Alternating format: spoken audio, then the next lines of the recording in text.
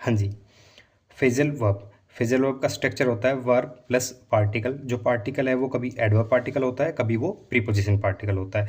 तो phrasal verb को mainly दो स्ट्रक्चर में हम लिखते हैं सेंटेंस स्ट्रक्चर में। पहला है verb plus particle plus object, जिसको इनसेपरेबल स्ट्रक्चर कहते हैं। दूसरा है वर्ब प्लस में ऑब्जेक्ट प्लस पार्टिकल, जिसको हम सेपरेबल कहते हैं, क्योंकि वर्ब से इस पार्टिकल के बीच में ऑब्जेक्ट आ गया, इसलिए इसको सेपरेट कर दिया। लेकिन इन सेंटेंस के स्ट्रक्चर का यूज़ हम कब करते हैं, ठीक है, जैसे verb plus particle plus object, यानी इनसेपरेबल स्ट्रक्चर का यूज़ हम तब करते हैं जब जो ऑब्जेक्ट है वो demands extra attention for its high information value. मतलब ऑब्जेक्ट पर अगर आपको स्ट्रेस ज़्यादा देना हो, ऑब्जेक्ट पर अगर अटेंशन या ध्यान अगर आपको ज़्यादा देना हो, तो हम इस स्ट्रक्चर का यूज़ करते हैं। जैसे Amit has put out his hip again. अब हिप यहाँ पर ऑब्जेक्ट है, ठीक है, तो पुट आउट के बाद थोड़ा सा पोज की तरह आएगा और फिर ही आएगा, इस पर स्ट्रेस ज़्यादा आएगा। See turn off all the lights. All the lights यहाँ ऑब्जेक्ट है, तो इस सेंटेंस में इस पर थोड़ा स्ट्रेस जो है वो ज़्यादा जाएगा।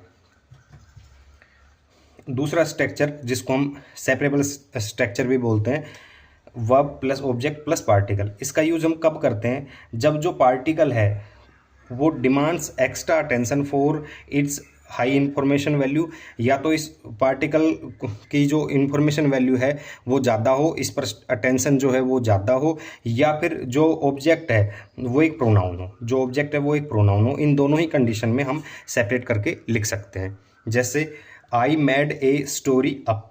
अब जो है इस पर स्ट्रेस ज़्यादा रहेगा इस सेंटेंस को जब हम पढ़ेंगे। इट आई मेड इट, अब इट यहाँ पर प्रोनाउन है, इसलिए हमने इसको सेपरेट करके लिख दिया। This staff will put you out in no time. अब यू यहाँ पर ऑब्जेक्ट है, ठीक है, और आउट यहाँ पर जिस पर पार्टिकल है इसका, इस पर स्ट्रेस थोड़ा ज़्यादा रहेगा जब हम इस सेंटेंस को पढ़ेंगे तब।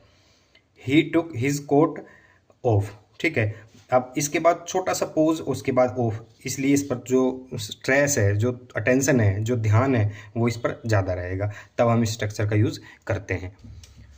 तो इसी तरीके की अगर आपको इन्फॉर्मेशन चाहिए या फेजल वर्ब्स को अगर आप डिटेल में सीखना चाहते हैं, पढ़ना चाहते हैं, फेजल वर्ब्स को उनके लॉजिक, उनके फिगरेटिव सेंस, उनके फंक्शनल सेंस के साथ समझना चाहते हैं, तो सब्सक्राइब कीजिए स्वाध्याय पाठशाला को।